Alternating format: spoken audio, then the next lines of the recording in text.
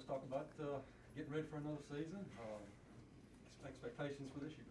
Yeah, we're excited. I think we're ready to get back on the field. This is always just a season, a week, a month just full of anticipation. And, it's about the time that we're just tired of facing each other at practice, seeing our own pitchers, our own hitters against everyone. And especially, I think, just the added excitement of a big opening weekend for us. And, we know we're going into an immediate challenge, and that's by design for this team. I think we have a lot of good returning pieces, as well as a lot of unknown. And I think you're going to see, I'm kind of known for mixing up my lineups and, trying different matchups, and we're going to see a lot of that as well. I've got, a lot of good freshmen, the transfers that we have in as well, and just, seeing who's going to step up and take some of those holes that we have to fill. And, I don't think you replace Afale Lua, the type of production she's had for us the last 3 years, or even Carter Spexarth and what she was able to do for our lineup. But our goal for this year, we know we might not be as much of a home run threat, maybe not putting up the same numbers that we did previously the last 2 years, but I think we're going to see is a more balanced offensive approach. I think top to bottom, we've got the hitters in place that we can really be a little bit more balanced throughout the lineup, a little bit more speed, a little more athleticism, continuing to use a pitching staff approach and trying to work matchups in and set people up for success in the bullpen.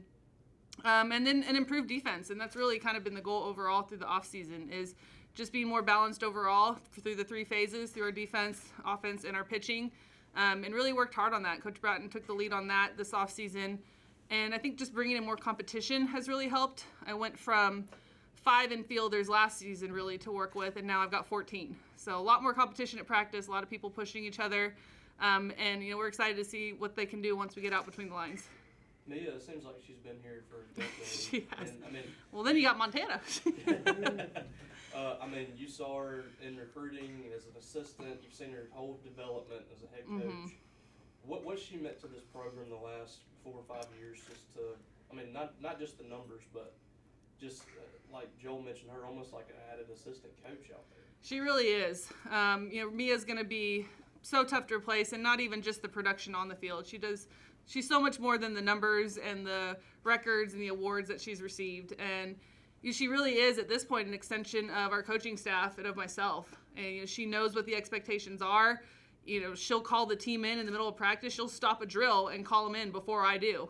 She knows it's coming at this point, and she's able to take charge and be that leader on the field and kind of get the team refocused before I have to step in and do it. And that's something you're always hoping for as a coach. And, she's really stepped up, I think, on-field leadership with her voice.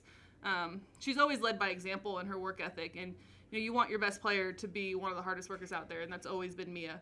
And then really from the coaching side, a lot of times they talk about the great players don't make great coaches.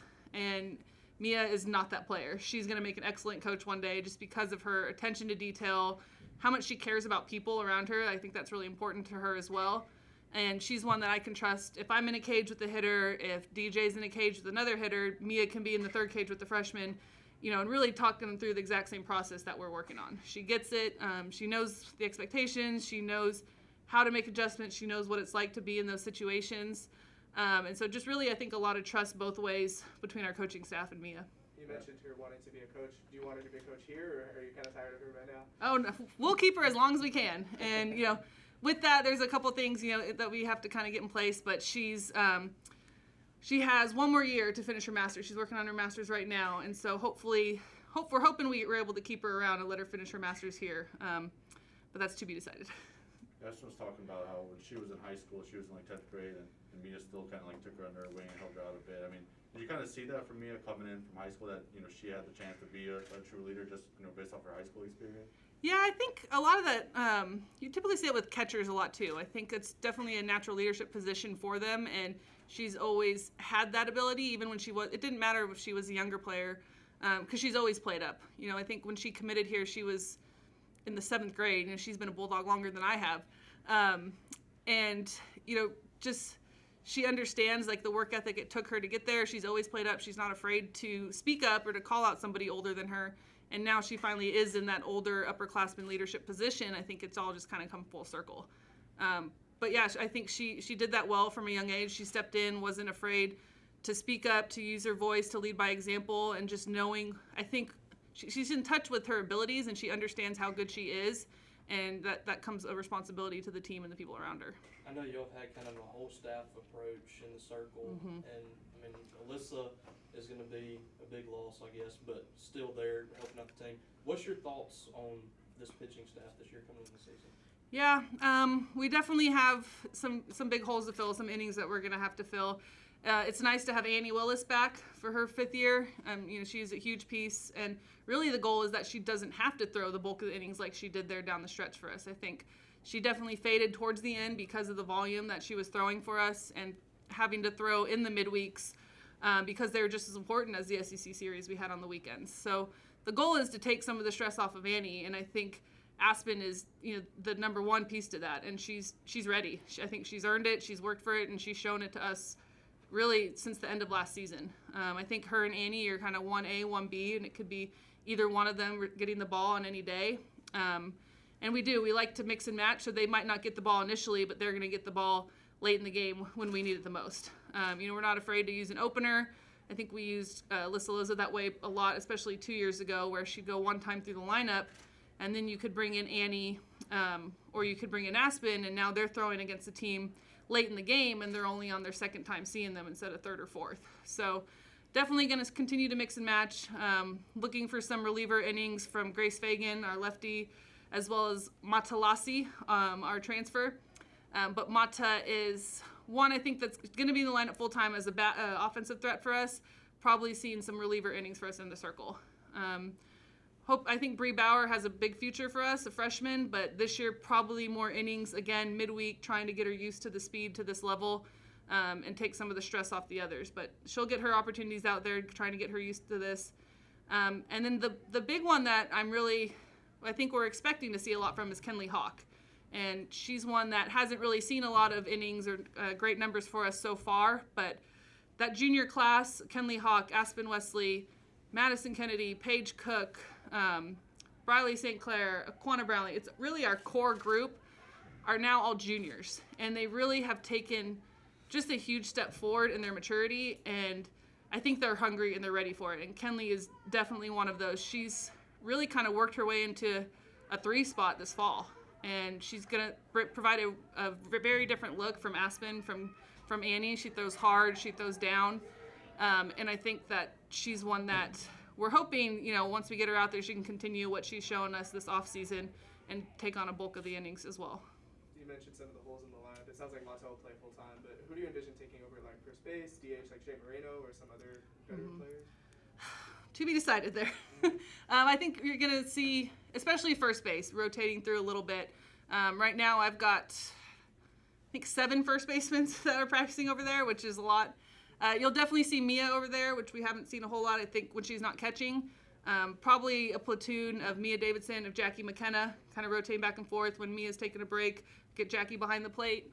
Montana's also been working in at first. So I think the rest of it's going to be more of an offensive battle for first base between Montana, Addison Purvis, and Riley Hull, our freshman. Addison and Riley provide a lefty bat, which we're still pretty righty dominant. So I think those are bats that we're going to really try to get in the lineup for us as well. So I think it could really be any of that core group over at first base. I envision Shea Moreno getting a lot of time at third, possibly second. Her and Paige Cook have kind of flip-flopped back and forth, but I think she's kind of shown that she can be in there as an everyday type starter in the infield. But there definitely is still a battle. I mean, she's got to beat out Paige at third as well as Montana. And then Paige, I think, is the one who's kind of solidified herself into that role. Just now, I think, third season playing second base, she's really figured it out and just taken, leaps and bounds forward from where she was 2 years ago. She's now a leader in the infield. She knows what's going on. She's speaking up, just doing everything that we've asked of all of them to do. So I'm excited for Paige as well. I think she's another one that could have a big year for us in the infield. And the outfield is AK Seagar's back this year? And how's she doing? She's getting better. I think we're still kind of to be decided there. It's just kind of been a lot of ongoing health issues there with AK. So really, number one, making sure that we get her back and healthy. So I wouldn't anticipate seeing her early on, but that's, again, something we're going to wait with the doctors. I think definitely we know Chloe's going to be out there, Chloe Malulu, playing all 3 positions like she did for us last year. I think Briley St. Clair, another junior who's really kind of hungry, another lefty bat that's primed to get in there, is going to have to hit her way in. But definitely see her early on. She's one of probably our strongest defensive outfielder, and her and Chloe out there together is really great together. Jackie McKenna will be in there. You'll probably see Jackie playing catcher first and outfield the first weekend, and that's just what she does well. And then I would anticipate a lot of freshman Selena Daniel. She goes by the nickname Silk, and you'll know why when you watch her run. And the kid just unbelievable athleticism and talent, and has everything she needs to be successful at this level. It's just a matter of, I think, adjusting to the speed and the intensity a little bit about when she makes that push as a starter. Could be this year, could be next, but she'll be getting some opportunities out there as well. You talked about Aspen a little bit, McQuana too. Both of those are Mississippi players, had great careers in the state of Mississippi. Do you see the sport growing in the state in high school, or do you anticipate more SEC athletes coming out of the state? What are your opinions, having been here for a while and recruited this state, and seeing it every year? Yeah, I think softball is definitely growing within the state of Mississippi, and I think a credit to it growing on the national stage as it becomes more popular, more games on TV. You start to see girls maybe selecting softball over other sports they might choose in high school. So it's an exciting time to play softball at a national level, as well as in the state. And I think from the recruiting side, we're seeing more and more competitive teams pop up, which is really exciting because that's what we're watching. And it only makes the talent better within the state. When the best players, like in Aspen Wesley, aren't traveling out of state to play every summer, when they can play within the state locally, and really just it makes them better, it makes the competition better around them. So we're excited for that, and I know Aspen and Aquana both really take that seriously, the representation that they provide, not only for the state of Mississippi, but you get to Aspen and just for the Choctaw tribe and everyone in Neshoba. So it is something I think that always is weighing on Aspen's mind, and then having, I think, Coach Bratton and then DJ Sanders also both local for us. It's something for us that's important that we continue to have people that represent not just the state but the community around us within our staff and our players. You mentioned that opening tournament. I know it's going to give you a measuring stick immediately. Just talk about the challenge of facing those kind of teams. Yeah, we're excited. I think that was by design. We know our SEC schedule that our road series are all really tough, and they're all probably 3 of the 4 are the furthest trips that we'll travel to in conference play. So because of that late season travel, I wanted to stay home a little bit more. So we have one more home tournament than normal, which means we wanted to kind of beef up the travel schedule. So that opening weekend, I don't think it can get much tougher than playing the number 1 and the number 3 team in the country in 2 days. So for us, it's a great time to go out there to, use it as a measuring stick to see where we stand. Kind of gives us an idea coming home what we need to work on, but as well going out there ready to compete and making sure that the girls aren't, afraid of a competition, and they're not. They're ready to go. They're excited.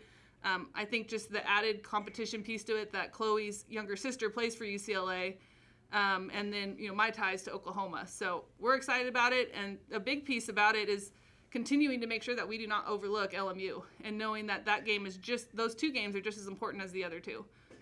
We talk a lot about the implications of RPI, of non-conference games versus conference, and how that sets us up for our goals in postseason. So, we're preparing for all 3 of them right now. That kind of has been the nice part about it, is we have a little more time than if this was a tournament in 3 weeks where we wouldn't have as many days to prepare. So, we're preparing for LMU the exact same way that we are for Oklahoma and for UCLA. And, we're excited to go out there, see where we kind of stand, and come back and use that to kind of propel us forward. Really knowing that after the first week, we're not going to have another weekend that tough no matter what we do. We can't play the number 1 and 3 team in one weekend. We might play a top 3 team again, but we won't play 2 of them over the span of 2 days. So we're excited for it. We're ready to go out and compete, and just to see somebody else across the field than our own team. What was it like? Time for 2 more. What was it like for you playing Oklahoma last year? What's it going to be like playing them again?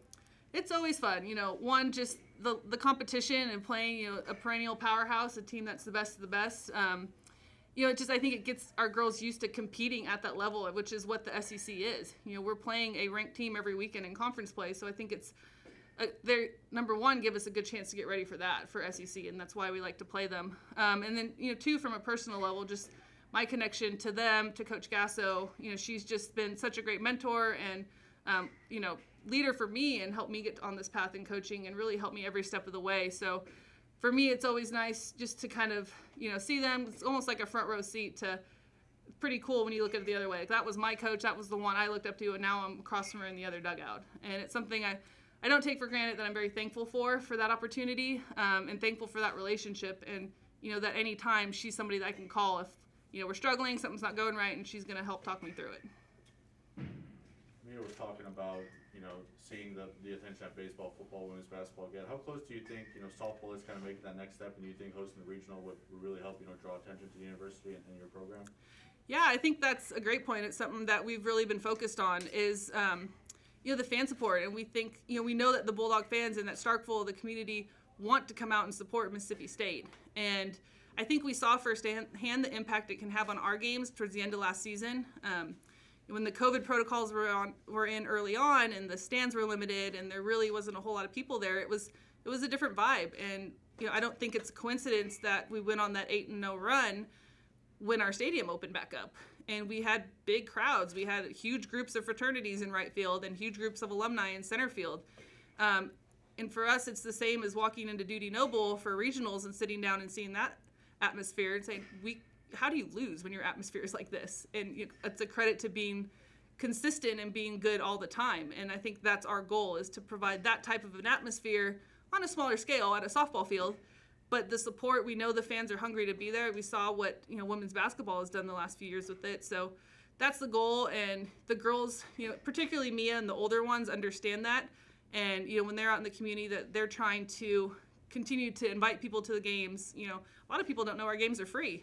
Getting them to come in at any time, support the team, because we know that's going to help us in the long run reach our goals, which is to be able to host and to hopefully be on that level of consistent success where you're having the packed house every weekend and for a regional.